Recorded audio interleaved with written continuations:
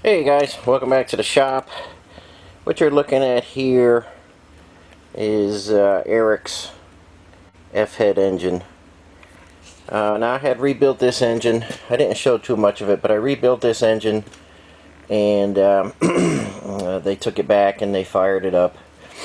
The head is off it. It's back here now. And I fixed some cracks on this deck here. I got it all taped off, but I fixed some cracks in the cooling area. And I pressure tested this and held it to 30 pounds and had no leaks. The guys picked it up, put it on their test stand, fired it up, and the break-in went good from what I understand. But next time they fired it up, they were getting coolant out the exhaust. So I did some digging, pulled the head, pressure tested it again, and what we found was in number 3 exhaust bowl. Let me try and get you in there. A crack opened up right in this area here. It wasn't there when I pressure tested it. It wasn't there on their first startup, but it did open up after the first major heat cycle. So, you know, things like this sometimes happen. I know the guys that got the engine are super disgusted about it, but I'm going to do my best to get it fixed up for them. You know, don't forget, after I rebuild an engine, after soaking it and cleaning it, a lot of times when I get all the junk out of the cooling system, you sometimes need to put some stop leak in there or something like that, because, you know, we're dealing with old engines, things get worn out. I was not expecting this. I was not expecting that crack, but it happened, and you know, I'm not gonna hide and make believe it didn't happen. Like I say, I tested it to 30 pounds. I had it there for 20 minutes. I had no leaks, but it did appear. I know the guys are upset about it, but I'm gonna get this all stitched in. It's a weird spot. You normally don't ever get cracks in this area. It's weird that it's there, but I have some very small L-series stitching pins coming in. We'll drill it, we'll tap it, we'll put the pins in, we'll smooth it all out, and obviously we'll pressure test it again. But I am glad that I found the reason for the exhaust, the coolant coming out of the exhaust, and I'll get it fixed up, and hopefully, I know they had to drive a long way from New York and stuff to get here, but hopefully once everything's in the Jeep running good, they'll be happy with me again. Doing my best for you guys, and I'll show you the repair as it happens. Now, I also have Eric's transmission transfer case, and we'll go over there and take a look at that next.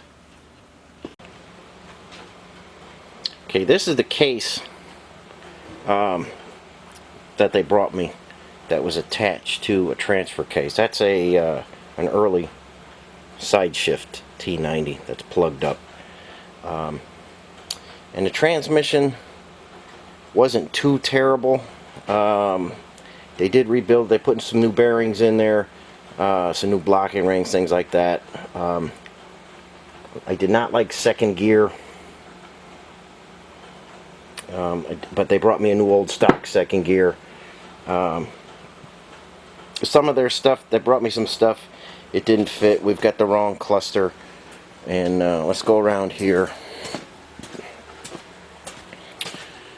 And it brought me this case, and I believe this is a new old stock case they got somewhere, and I think they tried to rebuild it and they said it got stuck or it wasn't smooth spinning.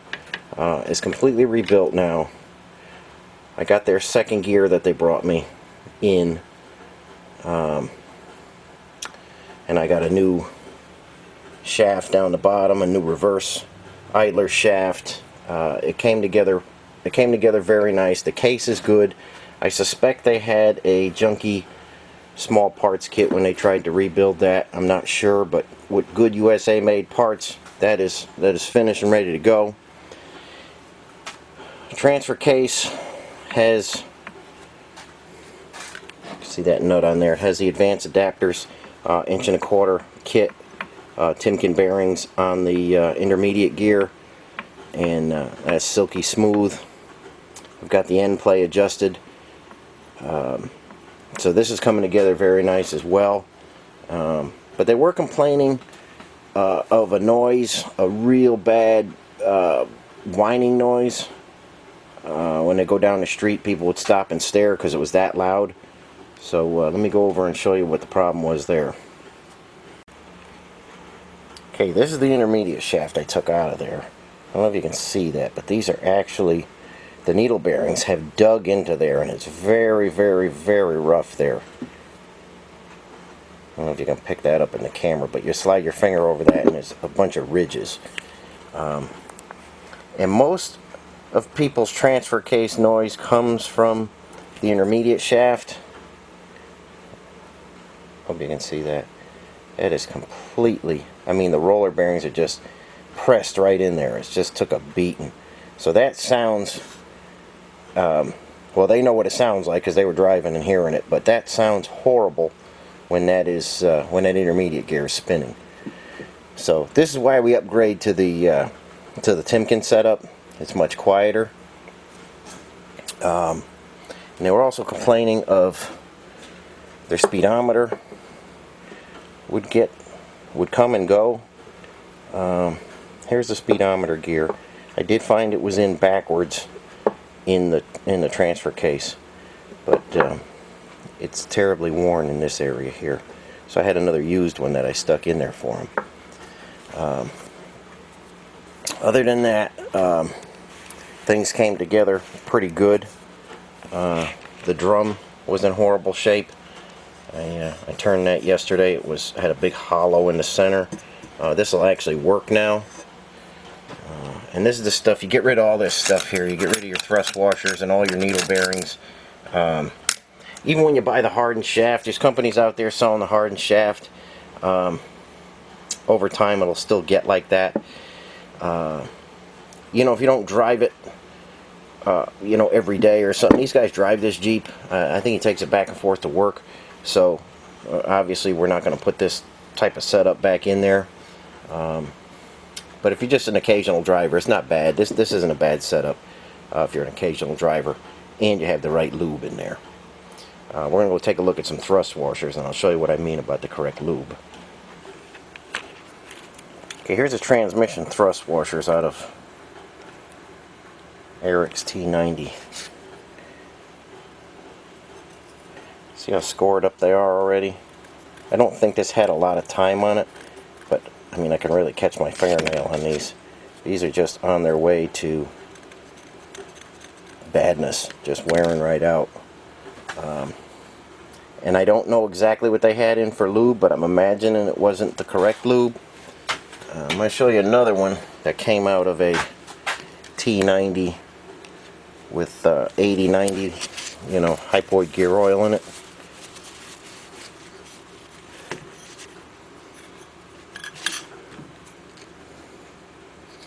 There's nothing left of this thing. This is super, super thin.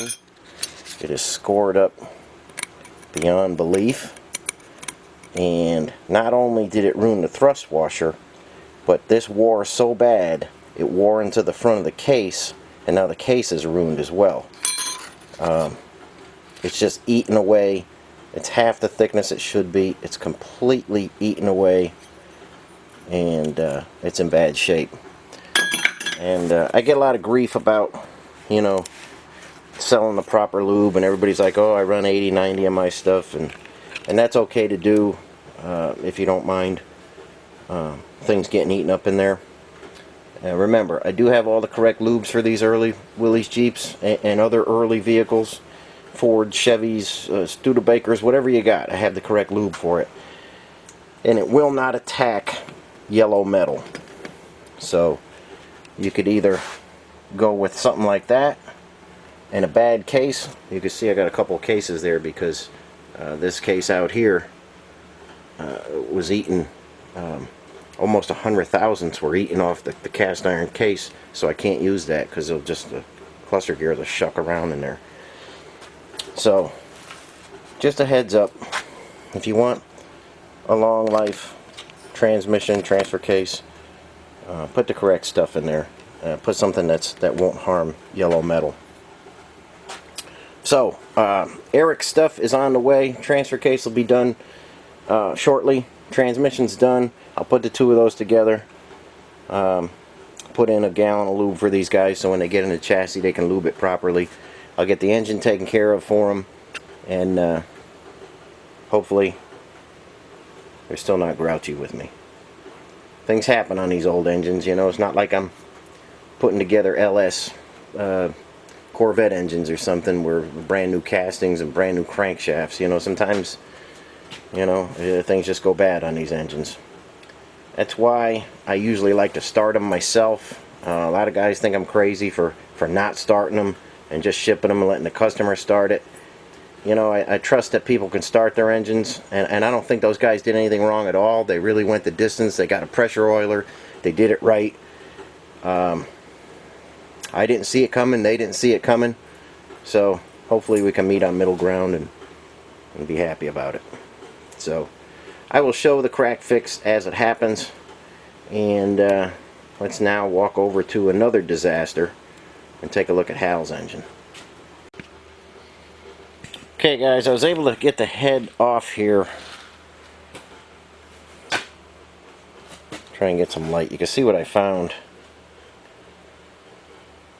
under the head. It's not really great.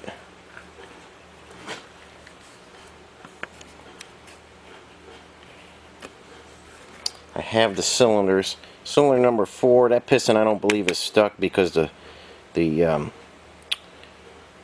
penetrant went right down. A lot of penetrant in there. A lot of penetrant in there. Quite a big amount in there. It is stuck. I cannot move it.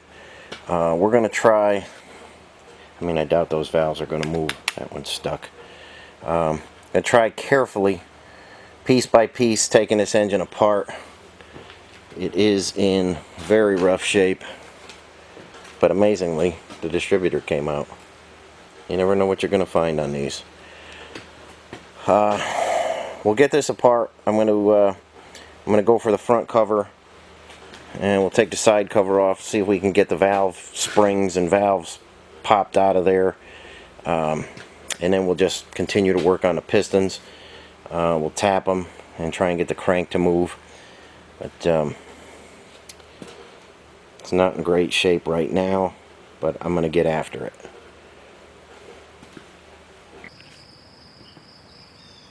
Okay guys, we're back out in what is becoming the new engine shop, and here's the concrete. It's been wet now for this is the 6th day, and I come out here every so often and put the hose to it. So we're slowing down the curing and keeping it moist. And I come, like I say, I come out here every so often, and then when I get back out here overnight, still a little damp. And we'll fill up our saw cuts and just keep this curing nice and slow. We'll do it one more day. I'll do it today, I'll do it tomorrow, and that'll be 7 days of wet concrete. And that should be nice and hard, and then we'll think about sealing it next. I'm not going to do anything like epoxy or anything. We'll just seal this up so that stains and the oil and stuff like that don't dig in too deep. And then we'll start making some doors and try and get after this place so before the cold weather comes we're heated and stuff. We've got one nest left in here. You can see the little guys in there. So we're not going to close this place in until everybody's out and about in the world flying around. But concrete is looking good, and lots of work to do here, but hopefully I can chip away at it and get it done a little bit at a time. But we're looking good, and I'll take you along and show you how this progresses. Okay guys, I didn't get this video up yesterday like I thought I was gonna, so I'll just show you where we're at. Eric's transmission transfer case is fully assembled and ready to go. Everything worked out very nice on this. It went together perfectly. That case that he brought, the new case he brought, worked out perfectly. Everything is silky smooth in there, and like I say, I had to use some of his gears that he brought, and I've got all his old parts in the junk pile for him. But that's ready to go. And I tried to make some progress on Hal's motor, but I didn't get anything apart on that yet. Let's go take a peek at that. Okay, still soaking it. You see overnight all of the penetrant snuck down by the piston there, and that's good news. We may have some trouble more with the valves than we do with the pistons, but I don't know just yet. We're gonna get into that a little bit. And let's take a walk over here. And Joey's engine is now loaded in the honing machine, and we are ready to begin honing and fitting the Silverlight pistons. And then we'll take it out and we'll wash it, and we can begin assembly on this guy. And just bringing you guys up to date on some things. That's ready to go. And let's head outside and we'll take a look at the concrete and then jump into the paint booth.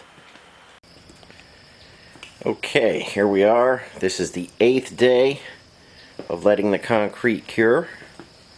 You can still see some dampness in the saw cuts where I really flooded it. And it's looking very good. So we could start with some insulation and getting the walls finished. Got to get some electricity put in here, and then start moving the machines in. I don't want to move the machines in until I get the insulation up, but it's coming along nicely, and we will have machines in here in no time. I'm just going to measure up for the doors and fabricate some doors for it, and get this place closed up. Okay, we're just stepping into the booth. We've got some of Matt's parts that are already finished.